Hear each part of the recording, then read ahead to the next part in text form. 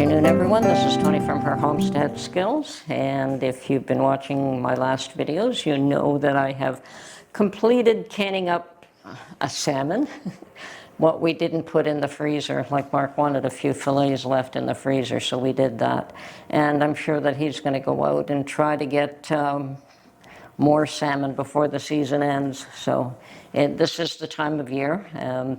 The salmon from Lake Ontario do come up to all the rivers in Ontario, and I believe in the U.S. as well this time of year. They swim out of the lake and into the rivers. So pretty much any of the rivers connected to Lake Ontario will have these salmon coming up river to spawn, so that they will be reproducing next year. And there are areas where you can see large numbers of them, and Mark did find one. I liked the one that he went to last year. It was a gorgeous spot. This one works just as well for his needs, and probably better because it's closer to the parking lot. Anyway, got my salmon canned up, and I've canned up some chicken breasts, and I purchased more chicken breasts, but those ones had the bone in. And I like chicken with the bone in because it's there's a lot more flavor to roasted chicken when you leave the bone in. So if you're going to roast it, it's nice to leave it that way. And I've decided, since I do have a lot of breast meat that is cleaned up and no bone, that I would leave those as is. So they've just gone in the freezer for now. At some point in the future, I may pull them out and can them, but at this point, I don't intend to do that with that chicken. Although I suspect that I'll be canning up a lot more chicken in the near future. I also put on a pot of chicken stock or broth this morning, and got that on the go before I went out, and it was simmering nicely. And I did turn it off while I was out for the day, though.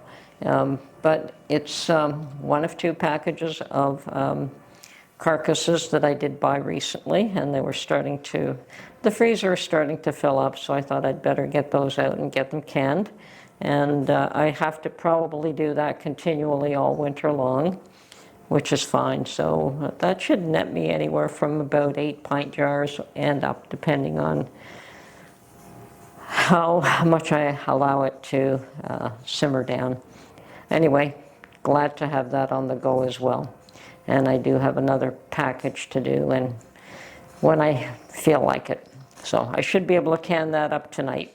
So I suspect that most of you are quite aware that the President of the United States has gone to Israel yesterday, and he has very strongly voiced his support for the Israeli people and for their war, even though they seem to be inundated with everyone else working against them, sadly. I'd hate to be that country, to have all your enemies surround you, and you're the lone country standing alone. Fortunately, at this point, they're not standing alone. And the other Arab countries that were supposed to meet with Biden, well, at the last I heard that they are going to take a phone call with him, but they aren't going to meet with him because of this incident that happened with the hospital being bombed. And they are taking 3 days to mourn. Okay, so we'll see what comes out of that. Sadly, none of the neighbors of Hamas are willing to take in refugees. Now, what does that tell you? Anyway, don't want to get into the politics of the nations, but why are none of their immediate neighbors willing to help? And let me tell you that those people could probably assimilate in those countries a whole lot quicker and easier and faster than what they can adjust to North America and our way of life and our way of thinking. When people move from one culture to another and it's that drastic a difference, they struggle and they don't do well anyway. So you're not always helping them by doing that. I know from my own father's situation, coming from a European country, that the adjustment was not easy, that the acceptance was not easy. I'm a first generation. Okay, I was actually born in Europe. I was just a tiny tot, though, when I was brought here. So for me, the adjustment was nothing. But for my parents, it was tough. And I was one of those caught in the middle. And I think a lot of youngsters are like that they're caught between two different cultures. And I can tell you that that's not an easy thing. It's not easy to try to help your parents adjust while you're trying to learn and grow and do what you need to do. I guess we get through it. I didn't, fortunately now my children this is the culture they know, this is the one they were raised in. They were not subjected to two different cultures and two ways of thinking, so it's a whole lot easier for them, thank goodness. Anyway. I don't necessarily believe that uprooting people from their own cultures and from what they're accustomed to is necessarily doing them any favors. But I'm not the one in charge, so nothing to do with me. I'm going to suggest that what's going on there affects all of us. We may try to distance ourselves from it, and we may try to ignore it, and that's fine, nothing wrong with that. But it's going to affect us. Everything that happens in the world affects everyone, one way or another.